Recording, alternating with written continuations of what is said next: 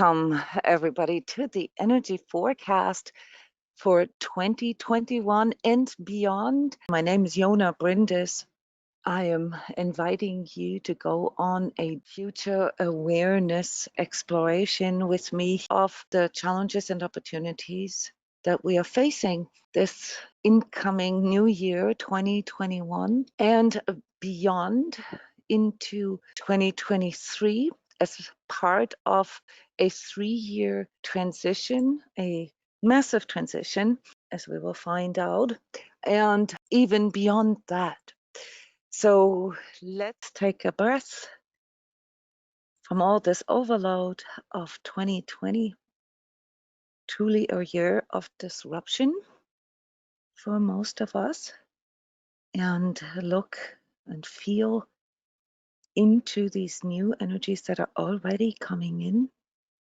The Sacred Self Healing Community and I have been working with these energies since the winter solstice every day, and some of you might come to the 12 days of Sacred Self that I started on Christmas Day, going on until the 6th of January, where we work with those energies daily. And this is something that I want to suggest to you here by talking about and sharing and deeper inquiring about these things that are coming towards us now in form of this new calendar year. Obviously, energies are not bound to calendar years. If you ask astrologers, you'll probably find that the new year energies always begin right around the winter solstice in the northern hemisphere. That is around the 20th of December. So this is where we notice the biggest shift, and we're using these days right now to tune into our future awareness. The big themes for these 3 years of transformation, these 3 transition years, 2021, 22, and 23, are very shocking for most of us. And I want to give a little disclaimer here that when you face it and when you look at these things that are ready to be rolled out, it can become a little overwhelming. It can become a little frightening. And why is that? Because everything that is new is always frightening to us. This has been with us humans for as long as we exist. And so every era had their apocalyptic doom and gloom and their fear of what is there to come, and also their explanation or superstition or theory about what is going on. And as we all know, in hindsight, things always look a little differently. And this is why I would like to start our forecast discussion here with something unusual. Instead of going back and reviewing the previous month or the previous year, I want you to close your eyes and zoom yourself into 2030. 2030, that is 9 years or 10 years from now.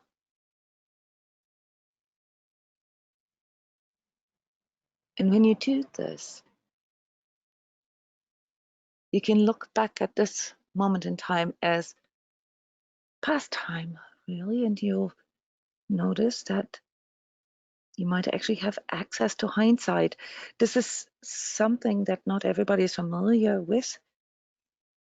We learn this in energy work and other disciplines such as remote viewing, to move on this timeline and see what we discover there. And I want to just spontaneously ask you guys, what do you see or feel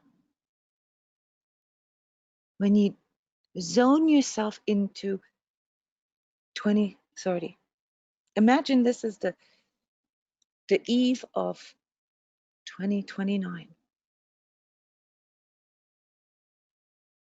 9 years later. where do you see yourself then? Perhaps you see yourself with a family because you are young and this is part of your dream of the future. Or you see yourself with your own business because that's part of what you feel as a seed in you right now. Or perhaps you see yourself in a place where you can retire or, let go of what it is that you need to do today to make your living, or whatever it is that you are focusing on right now. Perhaps you're seeing yourself in a relationship, in a new relationship. Who dares to share? Who dares to inject this discussion with their version of future, of reality? It's very personal. And there's no wrong answer. Just tap into this. Where do you want to be in 10 years from now, guys? Who's willing to share their vision of their personal future with us? Hi there, how are you? Hi. Hi, so yeah, Cheryl, so I have a visit. Where are you calling from, Cheryl? Ohio in the United States. All right. Hi everyone. So my future is pretty vivid. I started a business a few years ago, so I see that as growing and continuing to give me flexibility as well as abundance. I want to be well into a fabulous one-on-one relationship. And my business is, I'm in real estate, so I actually have in my mind a very detailed house that I want to be in with very specifics. So it's interesting when you ask. Does this already exist, or is this something that is detailed in your imagination? Probably both. Okay. No, it's all right. Yeah. So, and I also have, I love the beach. I love the ocean. So I have the desire to spend part of my life during the year on the ocean with my children and grandchildren visiting.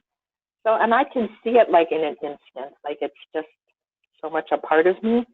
But what was interesting was when you asked me to do that, or when you asked us to do that, the immediate feeling I got was just of, I was going to say relief, but more like excitement, like, oh yeah, look at that. So yeah, there we go. So it felt good. You just did a very important step into that exact reality by imagining it and by going into the feeling of it, Cheryl. Yes. And, even if the next couple of years will be a little rocky for all of us, and not so much because it's so bad or doom and gloom or something, because of all the changes. I mean, this year was already a challenge for us, and some of us have actually lost things, jobs, relationships, loved ones, lost health, perhaps, but also gained things in that transition. And I want you to know that what you just did by saying it out loud, you've put this energy forward, you paved the road for this manifestation to arrive with you. And this is something that most of us never learn how to do this. So I'm super glad that you broke the ice here, Cheryl. I want to commend you on that. And I want to, others to see this as an example of how this works. We built the road. We, from an energetic point of view, open up the manifestation field to that which we imagine into it. And this is not a dream world. Okay, it can be. So we're going to talk about the differences and how to discern this here in a minute. But it is something that I often called order form. All right, when we order something like, say, at Amazon, okay, Amazon is not going to mind read, our wishes or what we need. Okay, we're going to have to fill out that order form. We have to tell Amazon exactly what we want, what color, what size, and we can even choose when we want it. All right, and filling out our order form is the first and most important action towards our manifestations. And in that, this is basically my invitation here by discussing the forecast with you, not just telling you, oh, this and this and this is going to happen. Now, I'm telling you right now that because you are filling out your order form right now, it is going to happen. If you can imagine it, it can happen. If you can't imagine it, it's impossible for it to manifest. So thank you for that, Cheryl. Anybody else? Cindy's sharing in the chat. I love that it looks full of light, not dark or apocalyptic at all. Interesting. So in 10 years from now, there's no apocalypse anymore for you, Cindy? Is that what you're saying? There's something else there? Well, I kind of just went in generally, more collectively. I didn't dive deep into that. That was awesome, Cheryl. That's one of the things that kind of makes my manifestation sort of stagnant, is not going through the entire order form. So anyway, I just touched in with 2030, and it looks beautiful and full of light, not apocalyptic. And it didn't feel that way either. So, Cindy, where are you calling from? Just Seattle, Washington. Calling from Seattle. Okay, so things in Seattle don't really look that bright right now, at least from the outside. No. So it looks like. Yeah. So there's something that you're seeing beyond what is influencing you from the outside right now. Yeah. Okay. And this is extremely important for us, because when you get this, that there is a light at the end of the tunnel, or there is an after. Life doesn't end, just because we have to face some of our fears or some of our challenges. Life really begins then. And when I talk about these transformational years and these huge societal, economic, financial, and social changes that are coming towards us here in these next 3 years, then it's very important to remember that, these big growth spurts that we as a collective experienced in the past, they always came with so much fear and so much doom and gloom. If some of you know this, the invention of the steam machine, the invention of the combustion engine for cars. Do you know how many scientific studies proved that it is not possible for a human to drive faster than 26 kilometers an hour, like roughly 18 miles an hour, because the brain would explode? This was 100 years ago, guys. This is only 100 years ago, where people were so afraid of the car. And then the same for TV, and then the same for all the other technological developments. And I'm not trying to say that all these technological inventions or developments are all just good. As we know, there's a lot of problems that come with cars, a lot of accidents, a lot of injuries and so forth that we didn't have before that. There's a lot of problems that come with TV and all the developments that we are experiencing right now with handheld devices and social media and so forth, computers.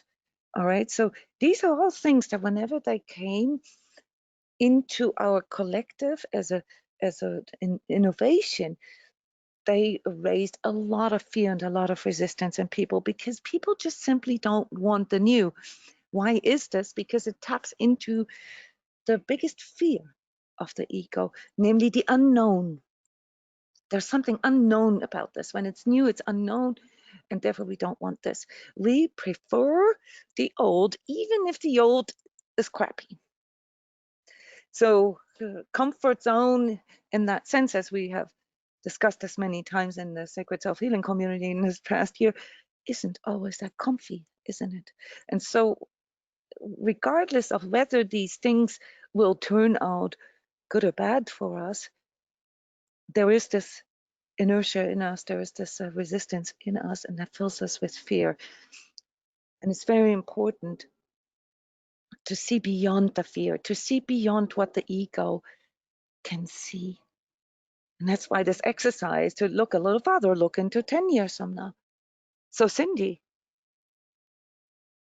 let's follow through on this here. Let's do this right now. Where can you see yourself in 10 years from now? Not just the collective. You just found out that the collective is going to be all right and that there is a new light. So there is an afterlife. We're going to survive it. Okay, humanity is not going to die and the planet is not going to go under. So how do you see your future in 10 years from now? I see a lot more freedom. I feel a lot more freedom. And yeah, I still haven't quite sorted out how it's going to play out, but it's definitely going to be energy work related as far as what my purpose, my job will be. Yeah, I'm still kind of waiting for that. Well, I'm not waiting, but I haven't quite sorted out how that's going to manifest in what form. So kind of, but not exactly. So I will be. Yeah, go ahead. You self-corrected yourself right now. Oh, awesome. Good. You know, you said I'm waiting for, and then you said, well, actually, I'm not waiting. But then you Yeah. said, well, I'm still waiting. So you saying you're waiting, but your mind already picks up on that that's not the right way to do this, to manifest, right? Yeah. Okay. So Cindy, we know each other. We've known each other for 10 years almost, I would say. Yep. Yeah. Yep. And I'm not trying to call you out or corner you here. You know this about me. This is an example for what we need to catch.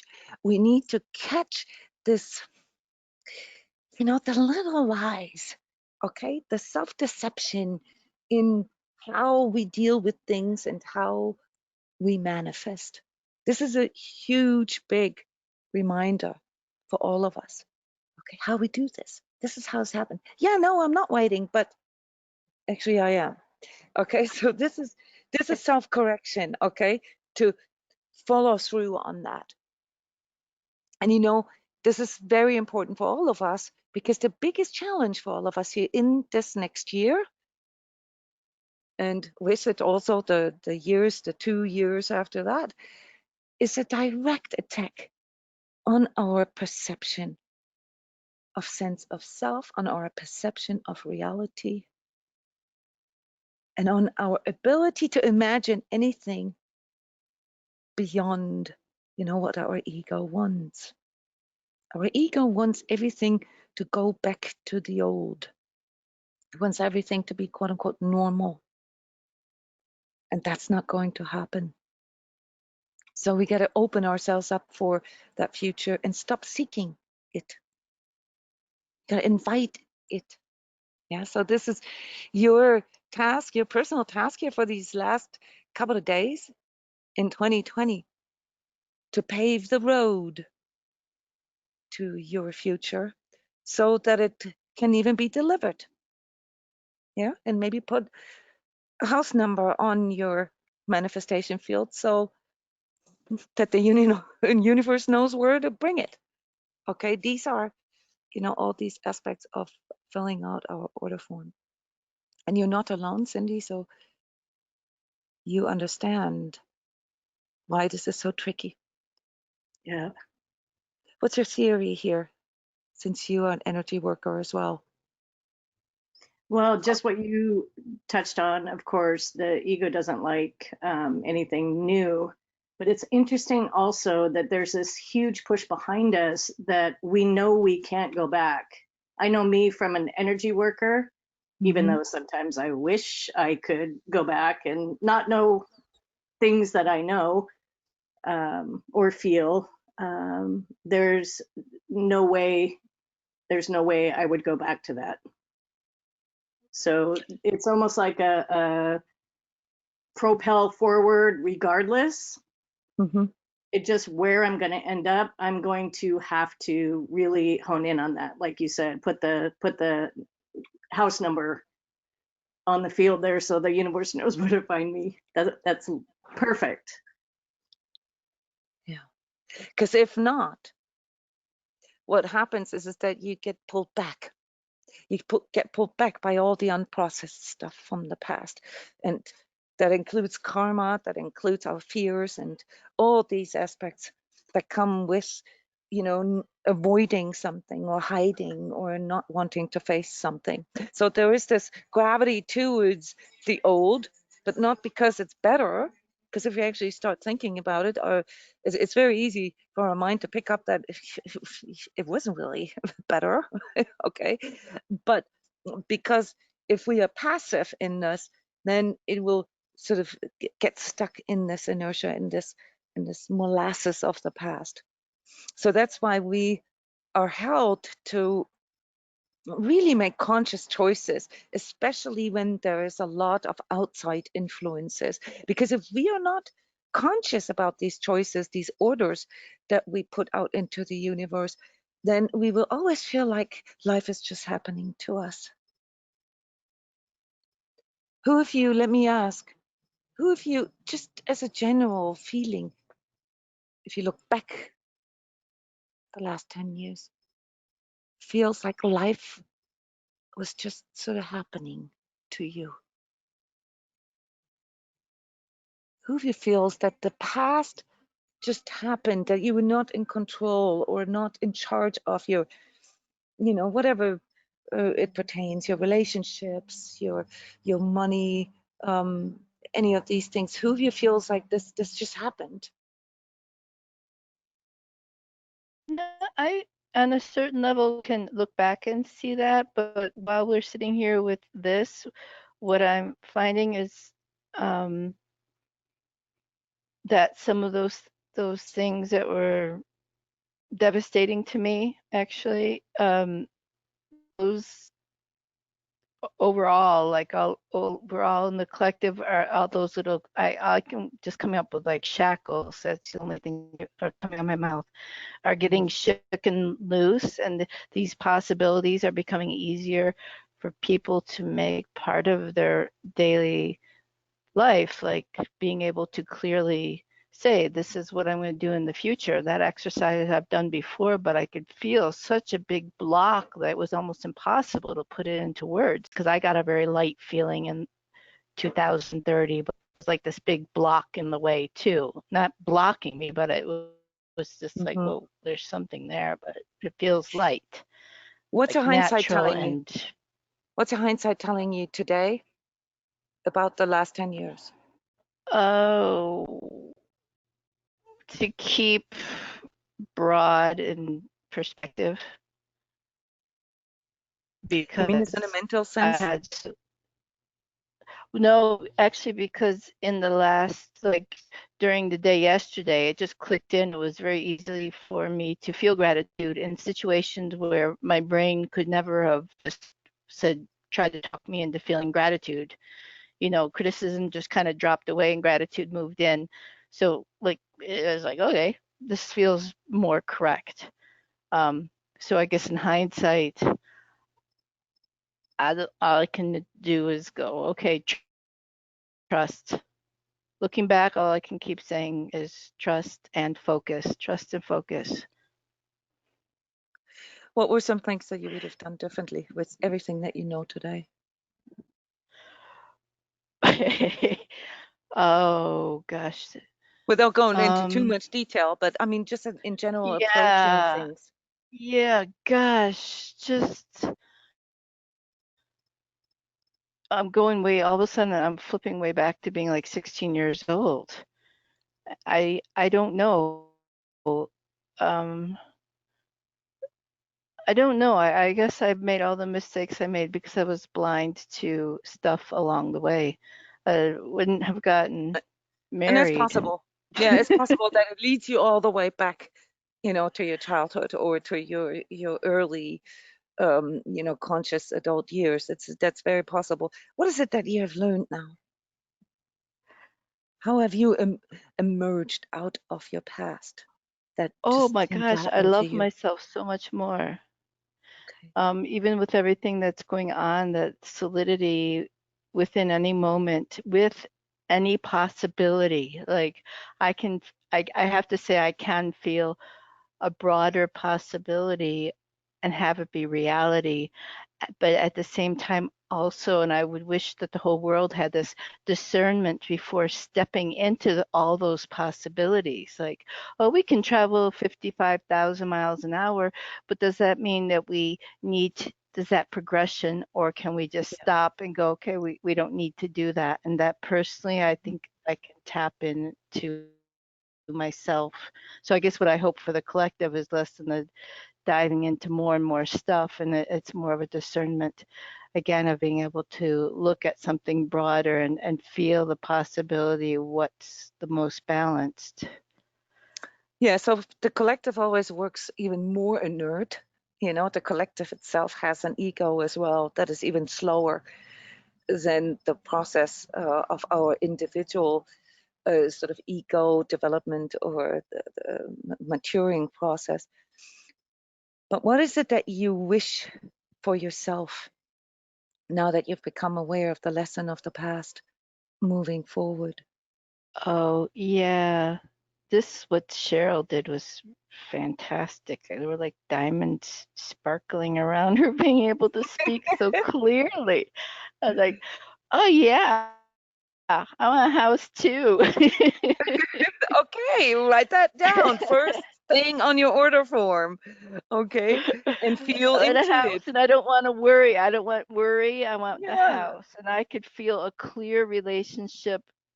I think for me, it was I can fabricate those specifics because I was actually doing that before the call today, and I feel like some of the blocks, because for me, a lot of the past blocks have been things like the legal system and people and not knowing, I have not having enough money to be super powerful. I mean, there's all these things, and I But could you feel worked that through them. disappeared. Yeah, Yeah, that I you can did. feel that disappear. You worked through them, so you've removed the roadblocks out of the way. And the most powerful thing you said, Janet, was that you, and I'm paraphrasing here, but that you feel a whole new level of love for life. Okay, and perhaps also a love for interacting with the world. Yeah, your wishes for the world, for the collective, to have more discernment. Well, this is indeed the task ahead in these next 3 years, in these next 10 years. It is unfortunately my task here to let you guys know that we're going to go through all these children diseases of these new technologies that I'm going to count for you. I'm going to tell you exactly what these are going to be, and it's not going to be fun at first because people will not discern at first. But in 10 years from now, they will have learned this. They will have that hindsight, just like how we have learned through, in our personal lives, through the lessons of the past. The only mistake that we can really do is to not learn from the past, is to continue seeing the world. And that's why I like what you said, Janet, to have a broader perspective, to open up your perception for the opportunities that are there. Because that ultimately is our choice, how we see the world and how we interact with it and what we manifest. That is the power of our conscious choice. And it needs to be so conscious that we even include the lessons of the past. Why is this so important? Because if we don't, you know how this materializes? You know, all these things that you've learned in the past and that you're not heeding, where you're not following through, that you're not putting into action. Do you guys know? It's a real question. How do these unprocessed lessons, these things that we've gone through and perhaps even mastered, but that we, out of fear perhaps, or out of pain, or, you know, still looking back too much, don't dare to bring into manifestation? How does this come forward in our everyday life? What in you informs you about your congruence, your integrity, your virtues, your promises? How do you know? How do you discern if you are acting based on your conscious awareness or if you're just sort of tagging along? I know you're all tortured by it, so I'm surprised nobody has an idea how it comes forward. Well, today I did an exercise because I was doing this. I didn't go into 2030, but I said, okay, Jona, how, because it does feel blocked right now. I'm still very much enjoying these.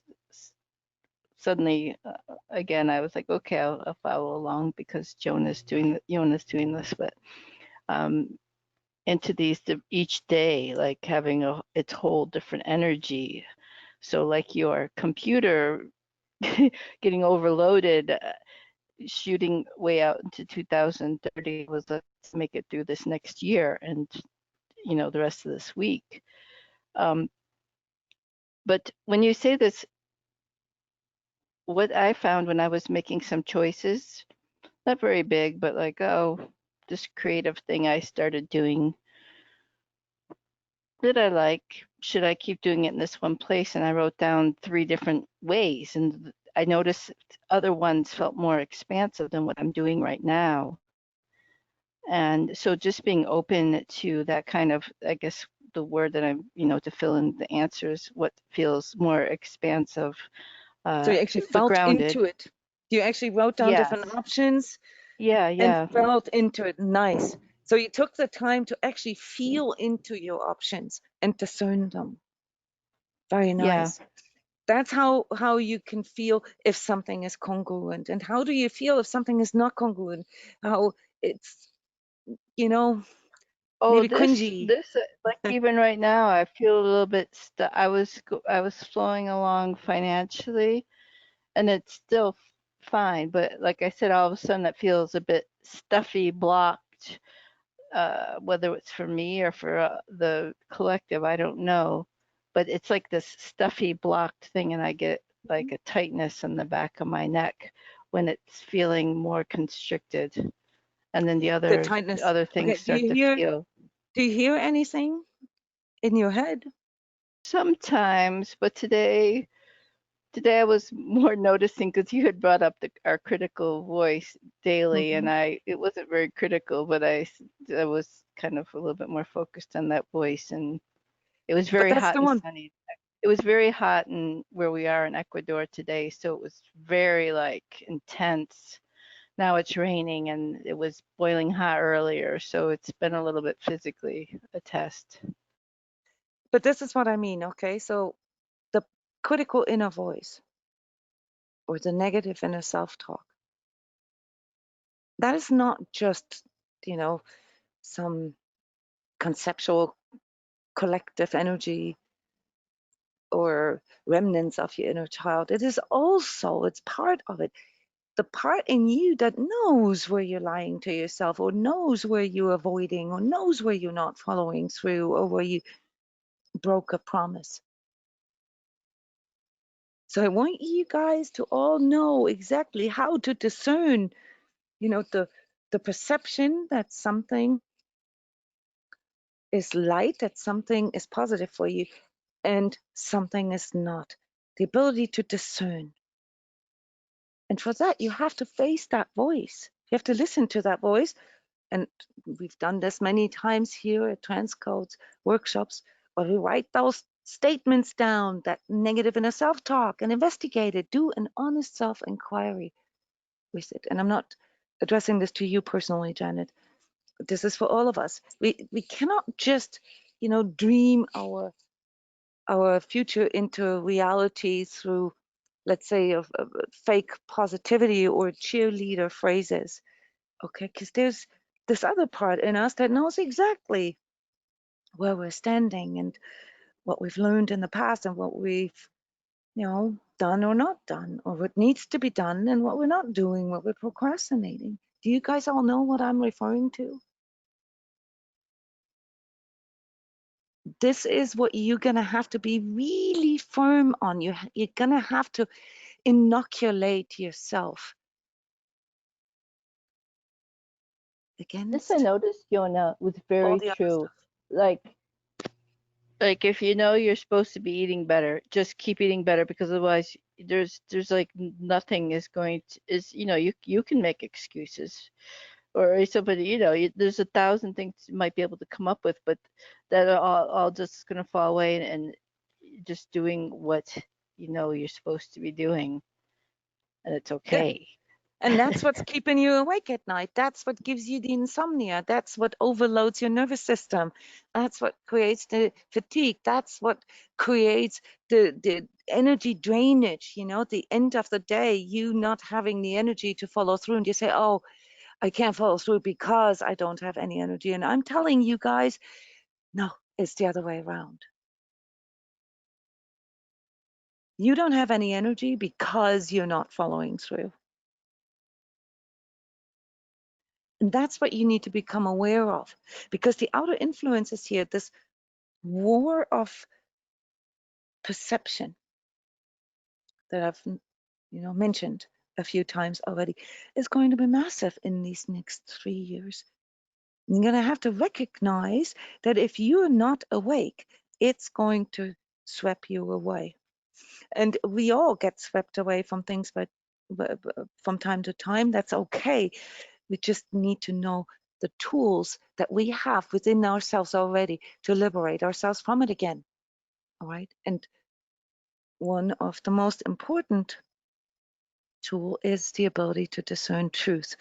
And we're not just born with that.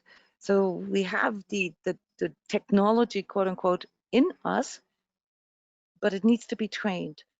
It needs to be calibrated. It needs to be fine-tuned to our future, to what we want to imagine as our reality in the future. And if we don't do this, then this compass needle is just going to go with whatever screams the loudest or pains us the most.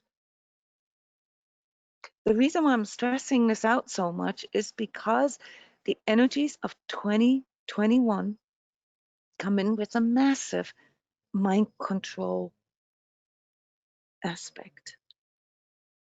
And I will call the year 2021 reality wars, right? So there's going to be so much shocking stuff that is going to distract us, scandals, revelations, and all that. And I'm not going to go through them with you because they're all just going to end up in conspiracy theory discussions.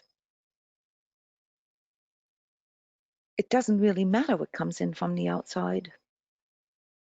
If you know what your future is, then these things will all just sort of come and go, like weather conditions. Like you said, this morning was burning hot where you're at, and this afternoon it rained and it cooled down.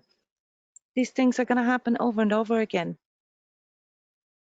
So one of the biggest tasks that come with this, making our choices more conscious, is to inoculate ourselves against outer influences and focus more on our inner energy, and recognize that darkness can come in two forms.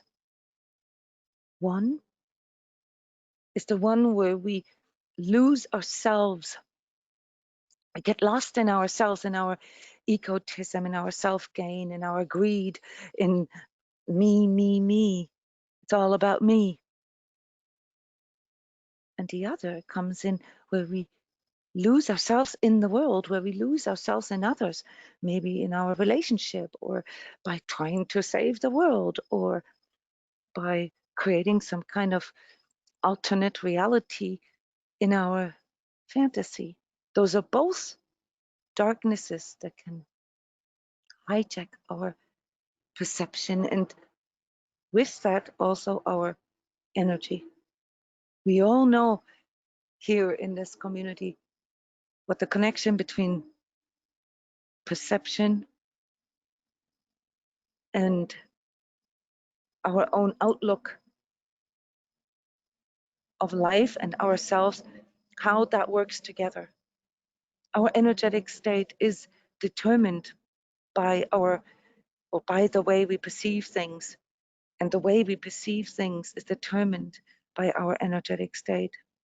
So the most important tool that I want to focus your attention to, that you'll need to get through 2021, is this ability to discern within and have a good functioning truth compass, and knowing what it is that you choose, knowing what the integrity level, the truth level of every choice that you make is.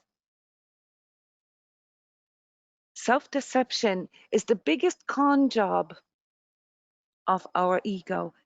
And these mind control forces, this confrontation with untruth, which, we perceive this as, uses our own ego mind's self-deceptive mechanisms.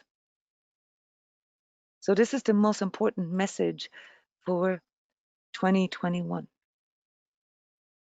The way this will come to us here in 21, starting with January, is that, especially when it comes to these collective developments, and we know a few of them, in regards to COVID, in regards to the politics of things, in regards to economy, is that all our unprocessed fears will surface in January.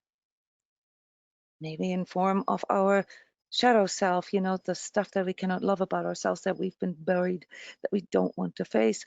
Maybe in form of our addictions, or just generally unprocessed emotions. Maybe in regards to our health, not really taking charge of our health.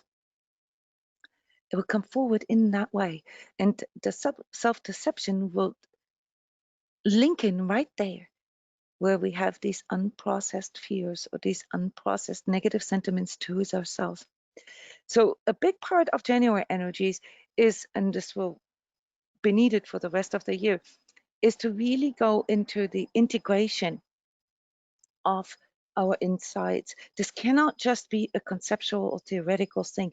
Even your order form needs to be more pragmatic. It needs to be more convertible into 3D. It needs to be adapted. It needs to be perhaps also compromised in certain ways. If you have a timeline for your manifestations, a strategy, then it's okay to say, okay, for this year, I'm going to have to work the day job still, because, I don't have the resources or whatever to manifest whatever else it is that is on my order form. But maybe I can, reduce this slowly, or with your relationship, to make compromises here and say, it's not really going that well in my relationship. Maybe, instead of just letting it happen, I set myself a time frame, and I talk with my partner and I say, look, we got to change things. Let's take the next year to consciously work on this, and then reevaluate at the end of the year. Okay, so these things are things that we can do. As far as the collective is concerned, it's going to be quite irritating, because we'll have the feeling that whatever is displayed in the news comes to us as kind of like this projection of what is going on. So it's not entirely wrong, but it feels like there's another agenda underneath it. And that is indeed the case. So in January, especially here in the United States, we'll have indication that there is something like a shadow government, and it's different from how you think it is. These revelations will be so shocking that they will lead to a massive development here in the United States in regards to structuring of the economy, structuring of the governmental budgets, and will even lead to changes in the US Constitution. Now, there's always little adjustments, but this will lead to big changes in the US Constitution. What is going down here in these next 4 to 5 weeks? There's a massive power struggle and a public unrest that is, occurring as a consequence of that. And how is this going to come to us here collectively? The reason why I point out America is because America still is the leading currency in the world, still is the leading economy in the world, and with that also, the focal point of, the rest of the world. By the middle of January, right around the new moon in January, like right around the 13th, 14th, we're going to see a massive drop in the stock market. And no worries, this is not the end of the world, but it will mark the beginning of a new financial system. All right, it will trigger the agenda of needing to change all this. And so with the inauguration date of January the 20th here in the United States, where the new president is going to be sworn in, and leading up to full moon on the 28th, there's going to be a lot of uneasiness, a lot of unrest here. And that will, basically trickle over into other countries for other reasons, but with the same underlying frustration and anger that's being unleashed. So January is going to be a very difficult month in that way, but only, for us to really get a foreplay of how these next 3 years are going to look like. February is going to bring in news about innovations, medical innovations, things with the vaccines. They'll have to be kept, they have to keep developing. It's not the end of it. It's not the end of Corona, guys, just so you know, but that doesn't need to worry us. As self-healers, we know exactly what we can do to inoculate ourselves, to build para-immunity. If you want to, you can watch one of the other videos that I've produced a while ago about self-healing methods that can help us, to ease the disease or to prevent the disease to a certain degree, always, of course, in accordance with your medical advisor. In March then, and this will be interesting, the energy will shift into the need to integrate things more into becoming more action oriented. So there's going to be shifts and changes, people running around. I have the pictures in my head, new orders, new laws, new regulations, and so forth, as to how to best deal with whatever we have to deal with at the time. And then in April, we're going to see something that will probably shock the world a bit. There's going to be an interference, a power struggle between the banking system or the Federal Reserve here in the United States and the government. So this has never really been there like this before. And some of you who are familiar with economic theories will recognize the fifth down cycle. So there's I don't even want to call it an agenda. There's cycles and rhythms in our economy that go sort of in a 90, 100-year cycle. And we're going to see some of that really end cycle of the old banking and financial system here which will be good news for all of you crypto fans. There is going to be this, the transition into a more mainstream, and a lot of money is going to flow into the cryptocurrency markets. Now, that said, I want to remind all of you of these children's diseases that I've talked about in the beginning, and that with these new technologies and cryptocurrencies are not just currencies, they're actually bringing in a new technology which will be way showing for the next 30 years, and which most of these innovations will be based on. It will also come with a lot of dark aspects. So the good news for crypto fans is just that you've been hodling for so long. And 3 years ago, I told you, stay low, forget that you've ever heard anything about cryptocurrencies. If you have any, just stay cool, stay centered. It'll take 3 years. So this is the beginning of a new cycle here in April. May will once more ask us to face our fears and to go into a personal shadow clearing. This will be very important in May, because there is another sort of new energy that wants to come in that helps us to manifest these, I don't want to call them dreams, but our order form in a more practical way. So without this shadow clearing, it is very difficult for us to know if what we're chasing are just dreams or pipe dreams, or if those are things that really come out of us, and if those are conscious choices. June then is going to come with a big revelation of truth. The whole year is all about confrontation with untruth, and what is the result of confrontation with untruth? It's truth. So it's the illuminating sort of a full noon sun, that shows us all these things that we have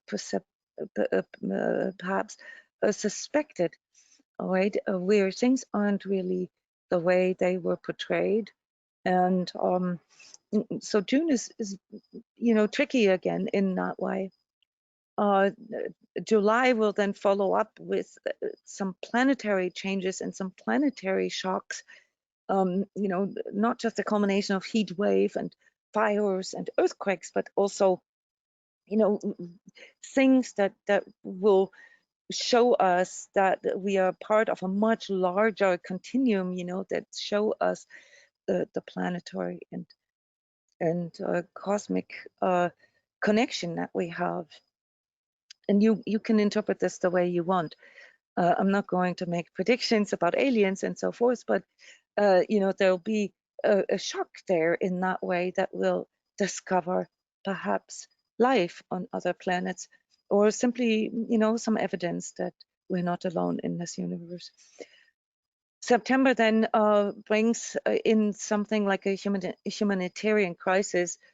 I don't want to go into the details of this, but this is probably related to these planetary shifts in July. So, just following people into migration. There will be a huge migration wave in these next 3 years. So those of you in the real estate market, you will be able to benefit from this if you know which markets to look at.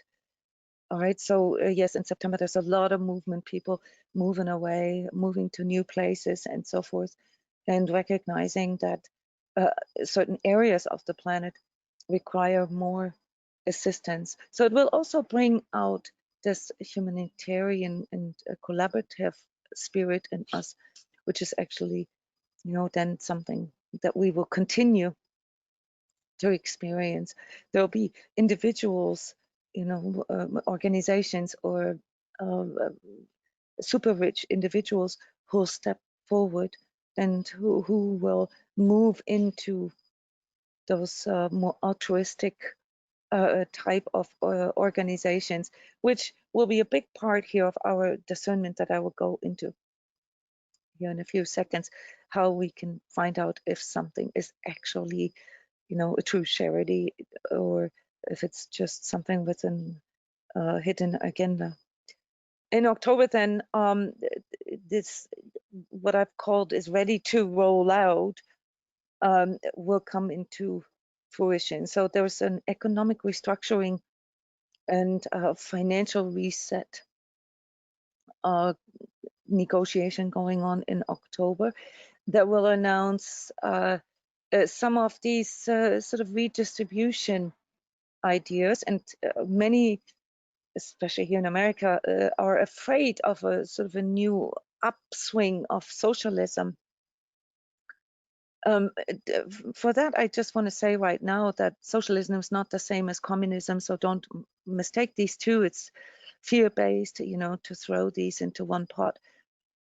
We need to differentiate a little more, but to be fair, those redistribution and restructuring talks that we're going to witness in October will remind us very much of sort of these movements in the 70s to make everybody equal. So at this time, they will be needed, okay, and to move forward.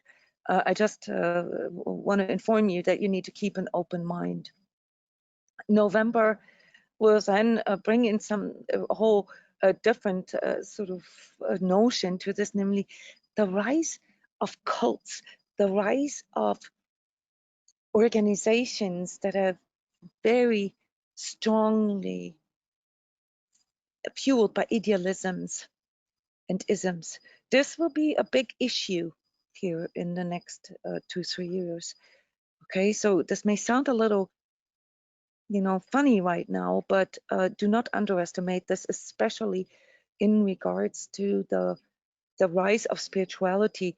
We'll see a lot of transfigurations of things. All right, I can only come up with some fantasy names right now, but cults that celebrate the second coming of Jesus, or cults that celebrate aliens, or things like this. Okay, it all sounds a bit woo-woo right now, but at the time it will pull a lot of people into you know, sort of giving up their own right to choose, or giving up their free will. It's going to be shocking. And then December next year, so exactly a year from now, we will have a new, we'll have evidence of a new government. All right, so I do need to go a little deeper into detail here as we go. So I do these forecasts and the discussions every month, but there's going to be something completely unexpected next December that will rattle all our you know, a sense for reality and conformity, okay, what we have previously believed in. So this may sound very similar to 2020, you know, the 2020 forecast where I talked about disruption and so forth. But all this, of course, with, you know, this future awareness in mind, then in 2022, bringing in relief. So 22 will feel much more lighter. We'll feel that, okay, some of the worst could be averted. The dominant energy there is, you know, a temporary relief. But it isn't really until 2023 when the true sort of follow through takes on form, when the true reformation, you know, of our economic systems, of some of our social structures, when that actually all goes into action. So you're getting a 3-year heads up here from me, just like I did before with other things. It's way ahead, okay, but 2021 is the year that serves as the rollout date for all these new technologies, for all these transformational changes that basically announced a new era. So this new era, this new zeitgeist, or spirit epoch, spirit, if you will, comes with this confrontation with untruth, the war of perception. And these are the 10 big themes here for this sort of transition into the new era. And obviously, the change and the social restructuring, social engineering is one of these keywords that you will hear a lot. And I'll literally give you a list of words and meanings to inoculate yourself from. But social engineering is what is going to happen here. We'll see, lots of people in the organization having open talks about how to re-engineer, how to restructure, how to redesign our social order. This is not something that we experience every year, but it will also come with this mind control that I've mentioned, that plays directly into the weakness of our own mind, into the lack of discernment and the self-deceptive nature of our own ego. So these reality wars will happen in form of sort of societal ideology. So as these talks are going on, there'll be sort of this notion of a happy new world, a brave new world. And you've got to stay very conscious here to not get caught into your own sort of kumbaya world. Okay, it's very important also with your personal future awareness to stay grounded and to stay practical with it, and what makes sense and what doesn't sense. So use this common sense that you have, that is part of your inner truth compass. Now, the good news is this: the third theme for these years of transition into a new era is that our inner world will become much more aware to us collectively. And we'll recognize these things that you and I just talked about, or have been talking about for years, that they are real, that there is this connection between our inner energy, and we begin to learn, even in school, a much more differentiated way of seeing ourselves and understanding ourselves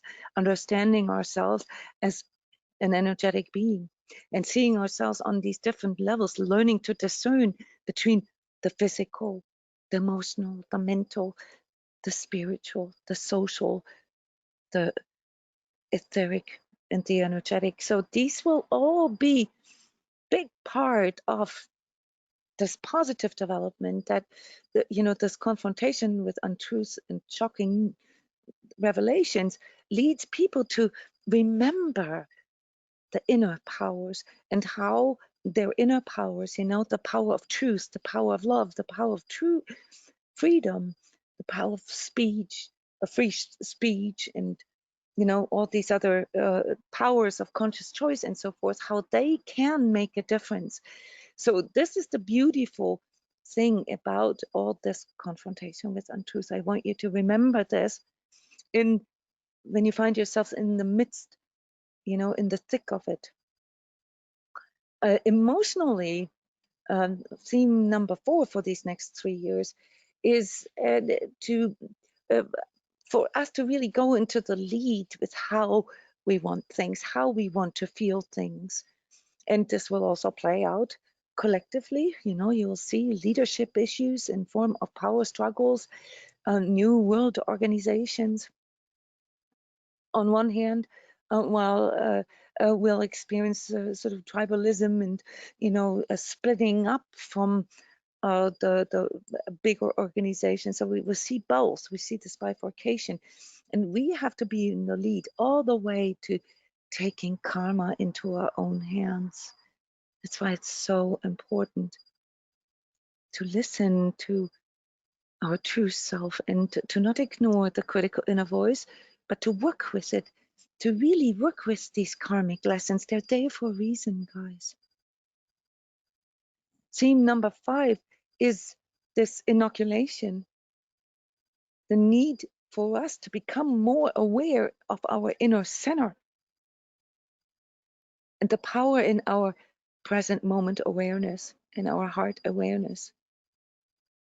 And becoming conscious energy managers, conscious self-masters, okay? Because the way outer influences affect our life is what we need to, become more aware of.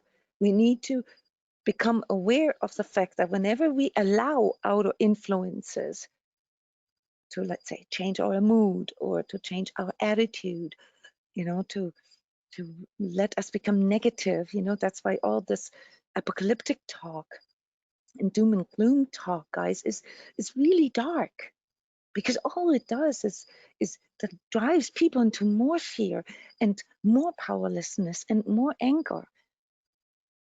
Fear and anger and guilt and shame and even pride are all energetic states that are below truth. They are ego states, and they do not allow us to inoculate ourselves, to protect our energy. And when we are in our ego, we are at full exposure from outer energy. So the more you become aware of your own energies and work on how you handle outer energies, the less susceptible you become, the less susceptible this mind control, are you to this mind control. So you don't need to be afraid of all of this. You just need to focus on what's important. And that is how to maintain your own center, how to maintain your own light.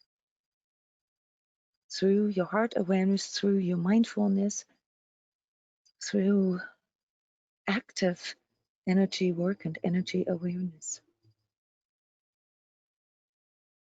The theme number 6 here for these next 3 years has to do with our relations to the world, how we relate to the planet and other people. It has to do with resources, because we're going to encounter scarcity, something that for our generation is, unheard of.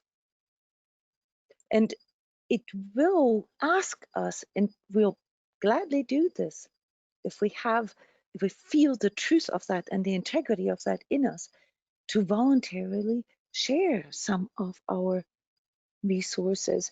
I've predicted this for years, that the new trends are going to go into room sharing, house sharing, land sharing, not just car sharing and bike sharing. We already have that. Room sharing, has been introduced to us through Airbnb, but it's going to go further than that. We're going to learn that by coming together as a collaborative, if you will, of like-minded, that we can maintain our individuality and share at the same time. This sounds so beautiful when I say it this way, but it is really what we're resisting right now. The last years, we all got lost in ourselves, in our own individuality, trying to be different, trying to be special, trying to be blah, blah, all right? And it really isn't about this. When we recognize that our contribution to this world is literally through our attitude that we have towards the world and ourselves, then people will recognize that the voluntary sharing can help to save the world more than any activism. If you will, to a degree, this is a form of new activism. I'm brainstorming here, but resource sharing as, something where we contribute to the greater good and also contribute to this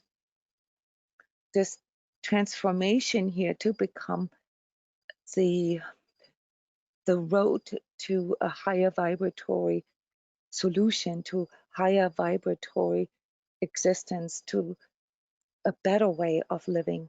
And keep in mind that we will experience this in this bifurcated way, in this dualistic way. So we'll have these extremes at first until the pendulum can sort of find this equilibrium. Theme number 7 here for these next 3 years is the ability to manifest, to co-create through conscious choices. So all that I've already laid out for you here has to do with this. But to recognize that our inner alignment, what organization, what company that we work for, what car we drive, what bank we use for our affairs, what social media platform we use, what news outlet or what movie channel we subscribe to, what we are aligning ourselves to, that directly influences our manifestation. So this is something that we'll see in many different areas of our economy. We'll see more alternatives, and with more alternatives, also the need to more consciously choose. We see this right now here with news outlets, okay, and also social media platforms. Just because it's an alternative, just because it's new, doesn't mean it's better, guys. You're going to have to be very careful there with what you align yourself to. It's very important. Theme number 8 is the emergence of a new, more practical spirituality. And this will be expressed in all these idealisms that I've mentioned before, these ideologies. So that's why there's a bit of a danger there. The dark side of that is also the emergence of cults and really, really strong movements, okay, that will basically hijack the energy of a lot of people. We can already see this, and regardless of what you think of some of these whistleblowers, but QAnon, for instance, is one of those organizations that we need to evaluate with a lot of awareness. Okay, I can only give you the tip to test what the energy is that these organizations put forward.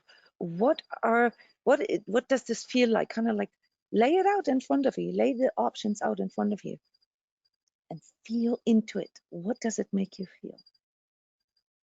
And learn to trust in your inner truth compass, because that is the one that is actually leading you to your true spirituality. It doesn't have to be linked to an organization or a religion or a group or anything. Now, spirituality is nothing but you recognizing the sacredness of your own being, of your own existence, being aware of it, devoting yourself to it, and acting upon it. Theme number 9, and this will come through these spiritual developments, is a new form of learning, a higher learning, as I've been calling this for years.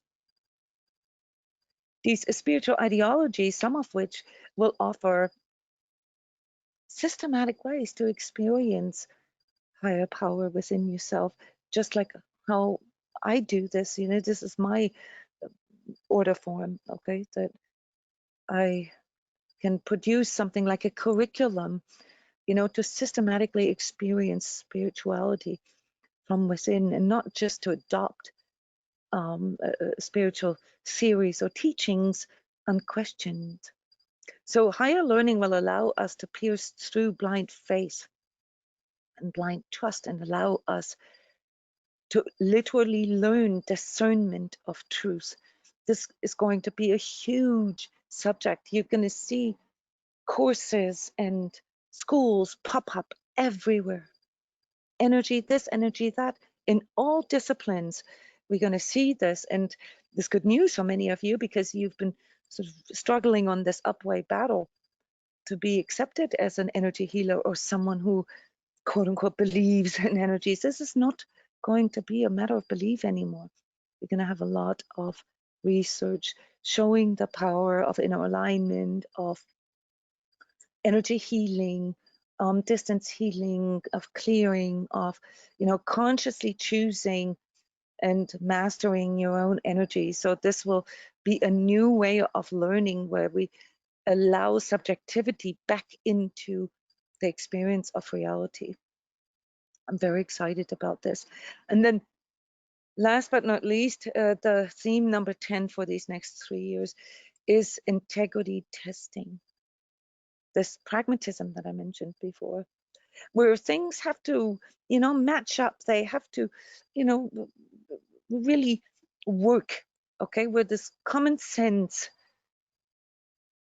allows us to say, okay, this makes sense, this works, or this is completely stupid. This makes absolutely no sense. All right, can you feel that? That's a form of pragmatism where you test things on their integrity.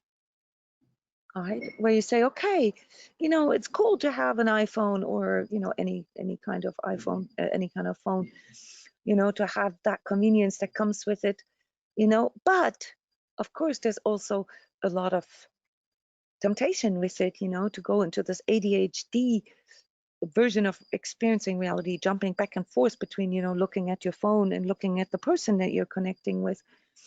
So we're going to have a very close eye on, our own physical complacency and comfort zone.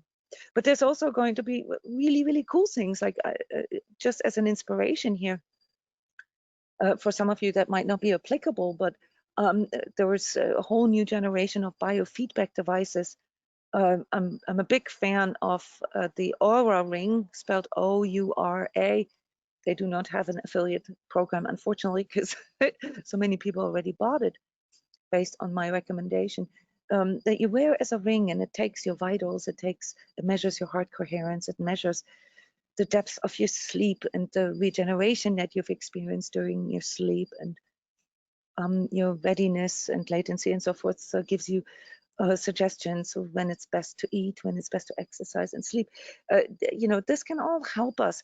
Biofeedback is a wonderful way for us to tune into, what works and what doesn't work with ourselves.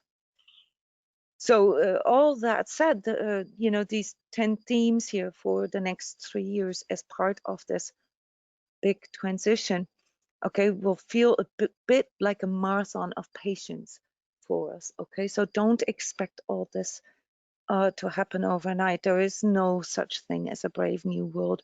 We are all part of it.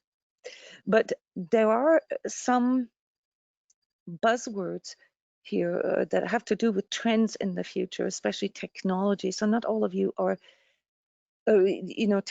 technologically versed, but I want to give you a few words here that I want you to particularly pay attention and apply your integrity testing and your common sense and, maybe even your energetic awareness, and to inoculate yourself from.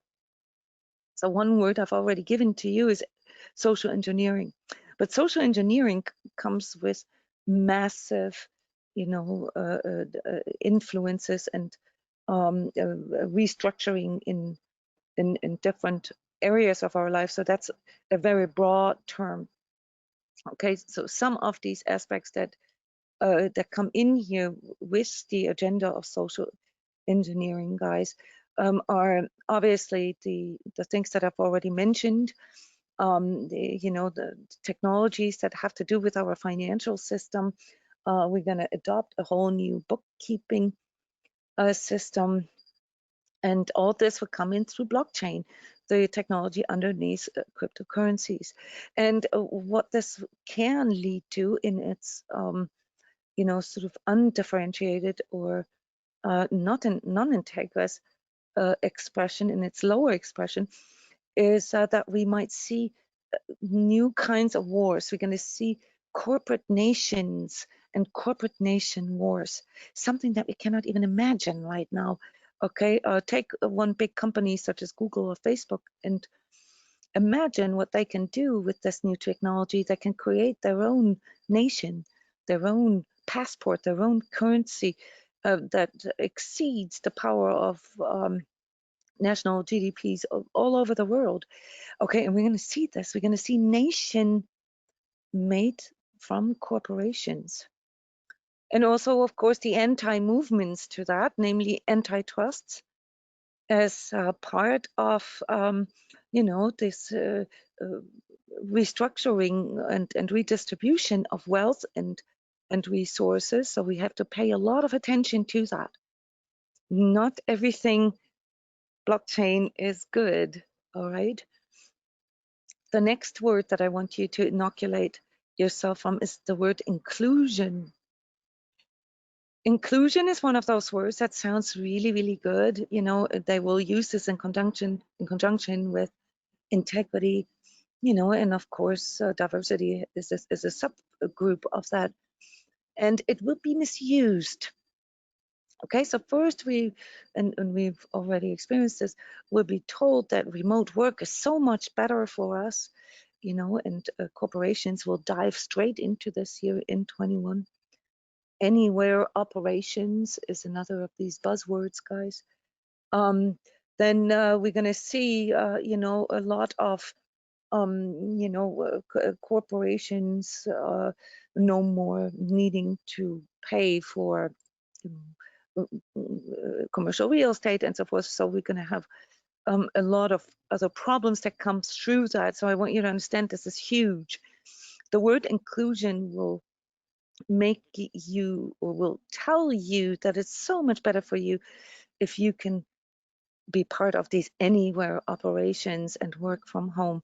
But it will actually not really be good for us, because it will ultimately also lead to people becoming just mobile and only remote, and interaction only being done through agents, through artificial intelligence and so forth. So we have to discern really well here.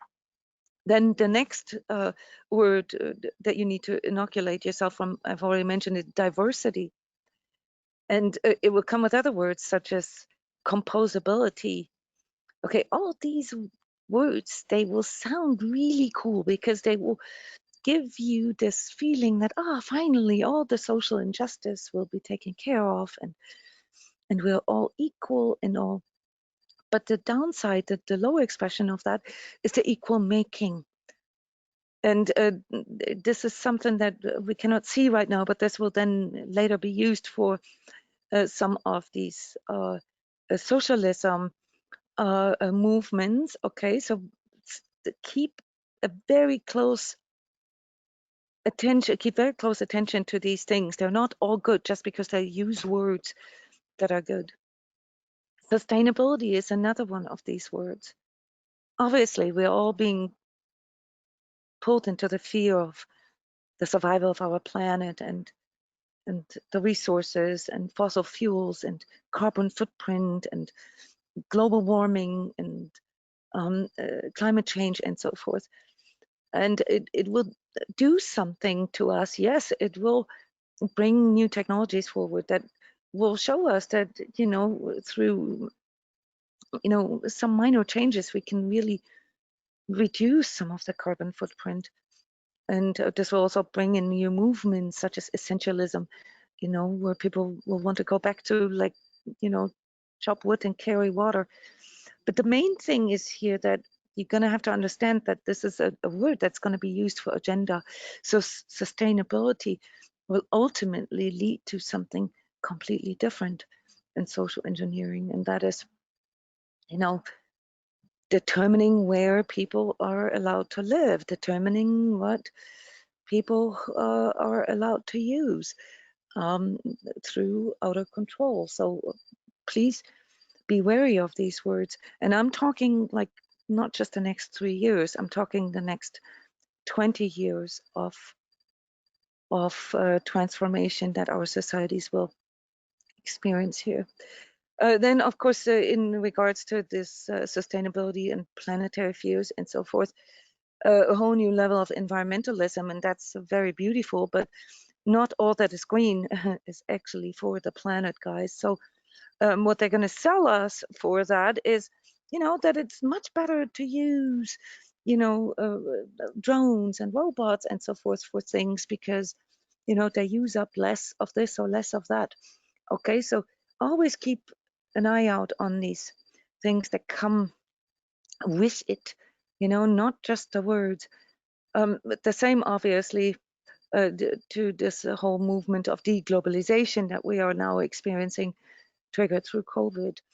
Okay, so this has to do with socialism in a way that, as the globalization was sort of the era of capitalism, and every country trying to make the best out of moving together with other countries. Now we've experienced a few of the downsides of that, and as a consequence of this, there'll be a lot of things where we no longer want to collaborate with others, where we no longer want to collaborate with other countries. So there'll be splits that I mentioned earlier, and tribalism was one of these, where smaller states declare their own independence, and where our manufacturing is also going to be changed.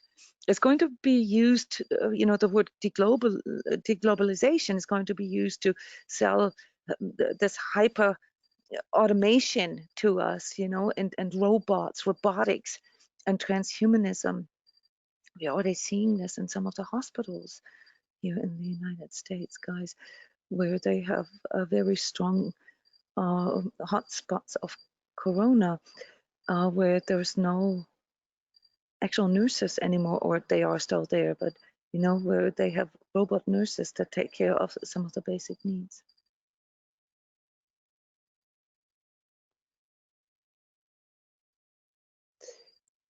Yeah, I'm going to answer this later, Janet. Okay, I'm almost done with the inoculation, with the vaccine. Okay, the mind control vaccine that I'm trying to give you here. Another of these words is anything that comes with privacy enhancing. Okay, so as we are entering the era of smaller bubbles and home and security and health, we're also going to see a huge rise on all these bubble products, people that will products that will enhance our privacy, not just in regards to convenience, and obviously in conjunction with all the remote work, some of the more personal care products, but also in regards to cybersecurity. Scalability is another of these words that is going to be used along with this.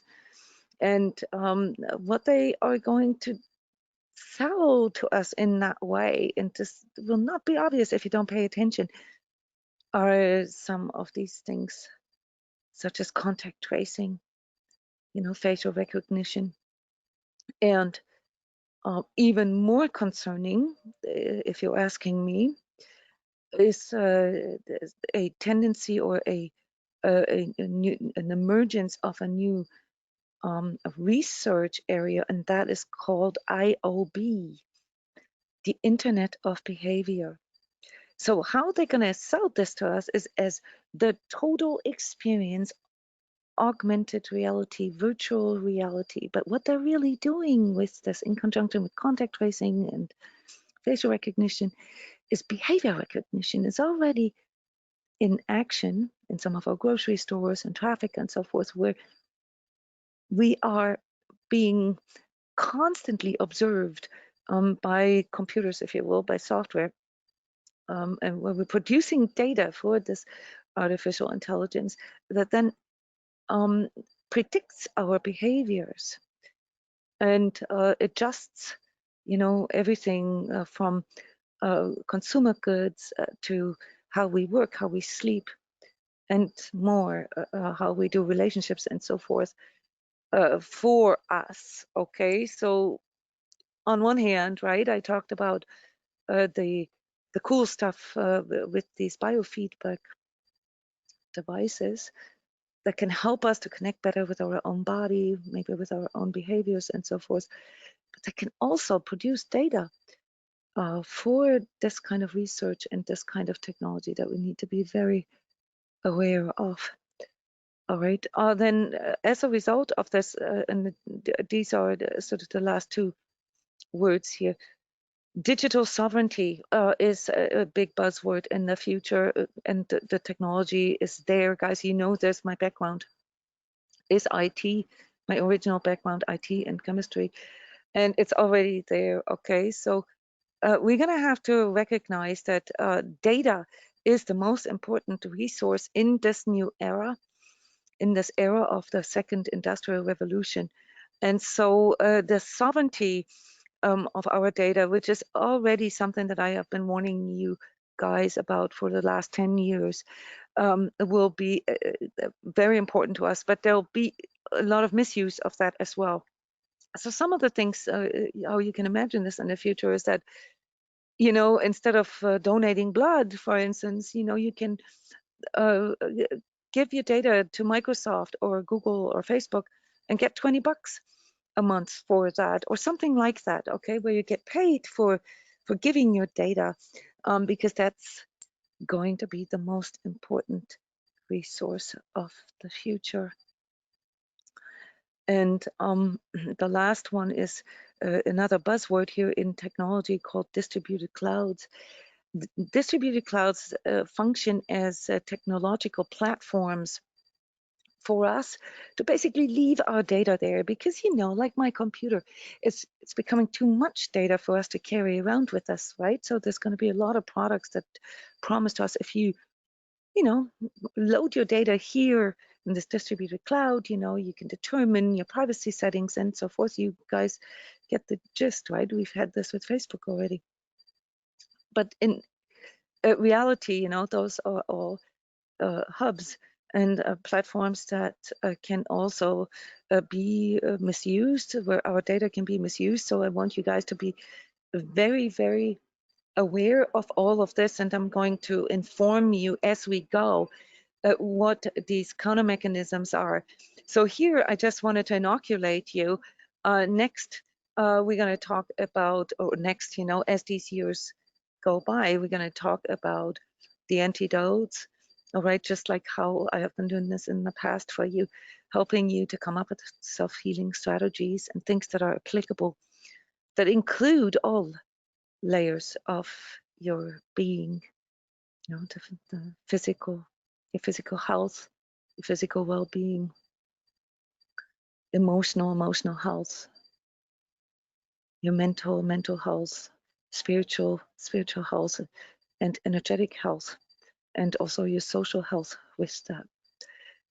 So yeah, that is basically my monologue here about these technological and social engineering events that are being rolled out here in this next year, 21, that will come into their physical manifestation bit by bit. So by the year 2023, 24, they're going to take on form in many countries in their, you know, still perhaps not so sophisticated way, but by the time 2025, 2027, we'll be able to handle all this better as a collective. So those of you who envisioned a 2030 as a much lighter and much more sort of brighter future than perhaps the one that you can see right now, or that your ego can imagine right now, you guys are right. Okay, but these next 3 years are going to test us in that way. They test our courage, they test our integrity, they will test our ability to make choices of our own. They'll test our freedom, and often also test our love, our self-love, the way we perceive ourselves. And as this has already started here this year, they'll test our truth through the confrontation with untruth. So no need to be afraid of this confrontation, guys. These two darknesses that we discussed at the beginning of this discussion, they are here to help us to mature, to become more sophisticated, and to enter into this new era with the wisdom of inner discernment of truth.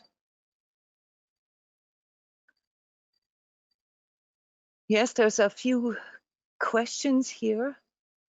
I want to answer yours Janet, that's an interesting question. Areas of essentialism for paid work and places to live.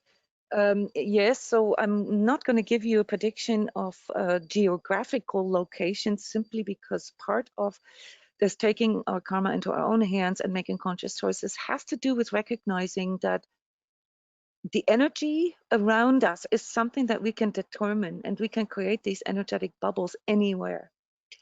All right, we just have to make sure of a few things. Number one is that the conditions are right.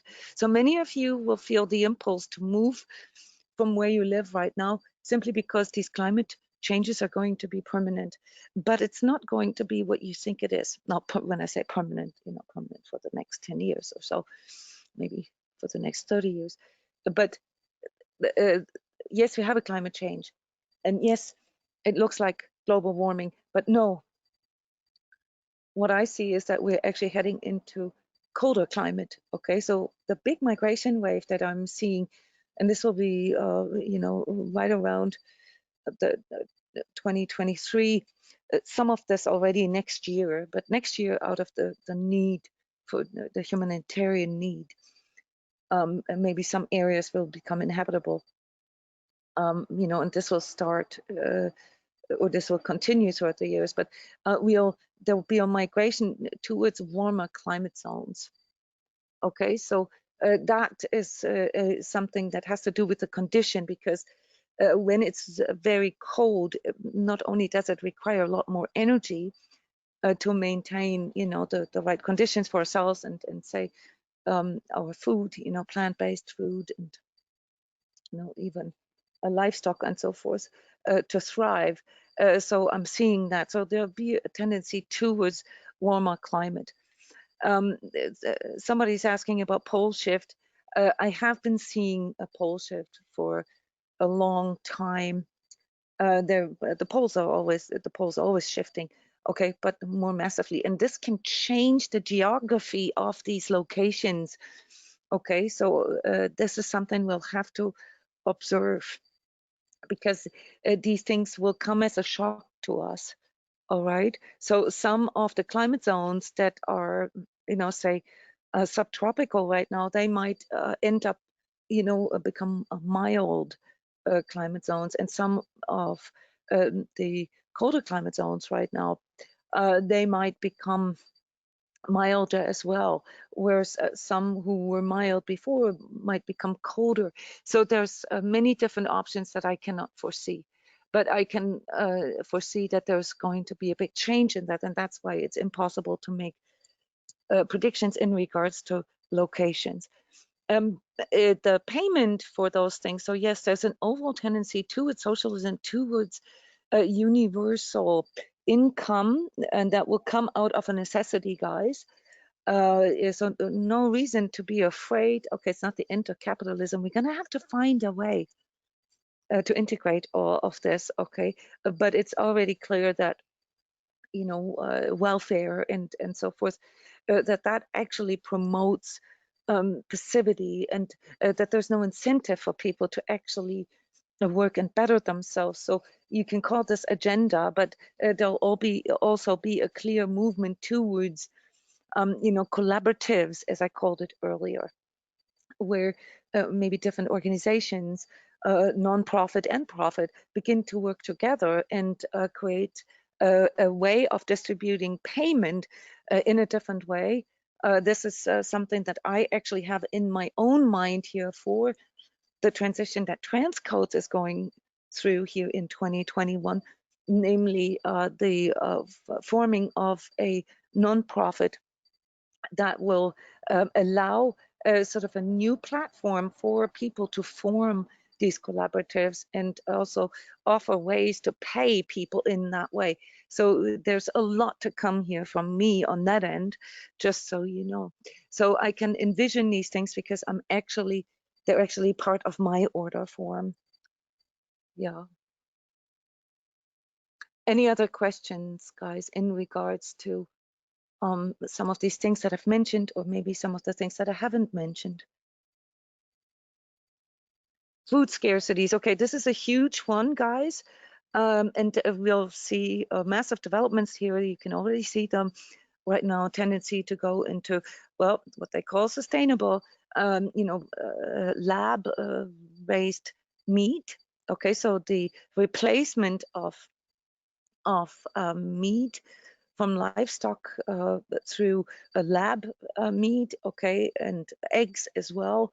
The meat production and egg production is a huge contributor to pollution, and also requires a lot of resources. Yeah, this will be part of this brave new world, that those of us who insist on eating meat, they will be able to buy meat that tastes like meat but doesn't actually come from animals. That's already rolled out, guys. This is already starting to become available in China and Singapore as I speak. Any more questions? Jona, I have a slight question with discernment. It's like this. A lot of course, what you said resonated so much, especially being wise to this intense social weirdness that kind of is already started about 4 or 5 years ago in some cities with this kind of white shadow sort of thing. But this thing with the food, if people don't get scared, there is almost like, it seems like a false abundance is trying to be made, where if, like this word you use, essentialism, if people remember to stay with the essentials, what they know is right, then it's not getting, you are not, or we can each make a choice and see it for what it is, because it sounds like of like a false abundance when there is actually a lot of good food, but this is like some sort of little facade over the top of it, all this fake food. Yeah, so this is really important, in both ways. If you look at the duality of that, say veganism or vegetarianism, this isn't about doing what is right only. This isn't about righteousness. Okay, righteousness will get us to buy into these things as the brave new world, as the fake abundance. Okay, this is about understanding, having a common sense, all right, of what is nurturing, what is not just what is right, but also what is needed. What do I truly need? Okay, and to go a little deeper there, to educate myself on that. All right, not to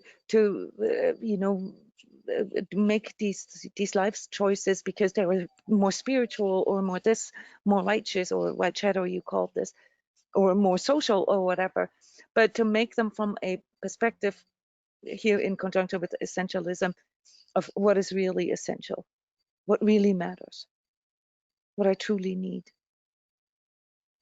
And in that, there's a lot that can be said about just food itself, and I'm going to do training calls about this, because a big part of my future here has to do with urban farming and indoor food production, as I've already announced this last year. Okay, because this is going to be one of the biggest trends of all right, the independence. So with essentialism, we'll also receive the impulse to become more independent and focus on what we need. Yeah, I mean, there's the collaboration needed for some of the greater resources, but even our school system, our healthcare system, all that is going to change in the next years, guys. And I'm not saying it's all bad. I'm not saying it's all good. I'm saying we have to use this discernment to see what is truly needed and what is not. Now, do we really need vitamin pills? Okay, do we really need lab meat? Okay, maybe we do. If we live in an area where there's no sunlight or not enough, or where plant-based food or leafy green vegetables are rare or expensive, well then yeah, maybe we want to go with supplements then. But is it always the best to take the newest, or is it better to go into finding ways to make this work for us, right? Not to be rigidly against or for something. So this is part of this mind control. It's part of the mind, our own mind's deception, to have an opinion and then to become righteous about it, and narrow-minded actually, and no longer really seeing the common sense or the essential anymore. So essentialism, not just in, you know, in the sense of like a job would carry water, or, you know, simple life, or, you know, the things that we know from communes in the past or something like that. No, on a high quality level. This is also where the room sharing and house sharing comes in. I'm seeing, you know, 2 or 3 families living together in huge mansions. Real estate, expensive, you know, this sort of massive big estates, you know, that these celebrities have and so forth. This will all become unattractive in the future, and they'll stay empty. And same with commercial real estate. So there's going to be a redistribution here in that we're going to see, okay, you know what, these mansions, they have like several living areas, several bathrooms, several kitchens, you know, and what a cool thing. We can, you know, build our own little mini commune here. Okay, and we can still all be individualists, but recognize that together, I've called this jokingly, you know, collective individualism, as opposed to individualist collectivism. Yeah, that we can do this together. So essentialism is not just what you guys think. You know, it can also be in areas that are unexpected or unforeseen for you. You know, with products, with consumer goods, that's a lot of things. So there is still a lot that needs to come down here for us to really recognize, you know, that on a global level, you know, that some of the things that we do nowadays to this day, anything from the combustion engine, as I use this as an example for our cars, to using plastic bags for grocery shopping, or some of the other atrocities that will just at some point, like from one day to another, say, well, you know what, I really don't need this stuff anymore. Yeah.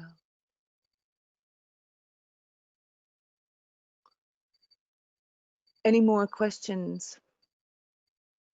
We'll continue these forecast discussions on a monthly level, and if you want to be part of this, the Sacred Self-Healing community is going to be rebranded. This is happening right now. Many of you already know this. And in the future, you'll be able to just become part of the community without working the course or the lessons that come with that. There's also going to be an opportunity for you guys to be inspired with some of the projects. My last year's project was called Energy Kids. That was a new form of school that I have manifested here for my own child. All right, the next one is going to be Energy Food and Energy Home, and a platform that can allow you to duplicate this wherever you are at, and create you know, your own community and your own well, you know, your own collaborative, if you will. These are all things that are coming out now here from me in 2021 and the following years, in response to knowing all these things and discerning them and recognizing what it is that we need, you know, to focus on. So yes, still going on at the time of recording this here is the 12 Days of Sacred Self, a very good example for what this community does and what it has created in just the last year, where I didn't count, 10 or 15 people worldwide copied the online meditation that I do on Skype with people for anybody accessible. All right, so we have daily free online meditations where people can come together and discuss the energies of the day, how they're dealing with it, and go into this meditative state to realign their energy. Guys, those are things that we will have left and right in the future. Okay, and all that just to get inspired. But we need to follow through on them. That's really, really important. Otherwise, they're just pipe dreams. So with this, I would like to close the forecast discussion for 21 and beyond.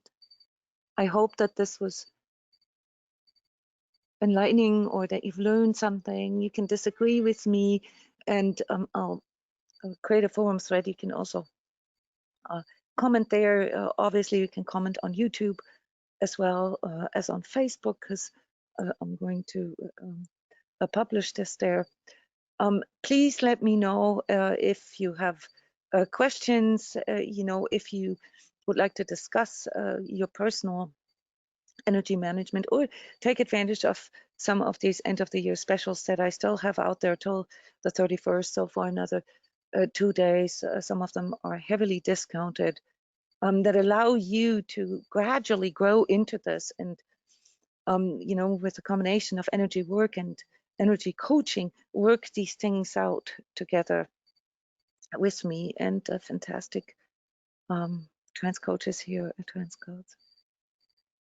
I'm wishing you a wonderful, inspired new year 21, a wonderful transition into this new era, lots of conscious choices, an astute, strong mind, a good heart, a good think feeling when you have to decide which option to choose, with which route to go, which path to take,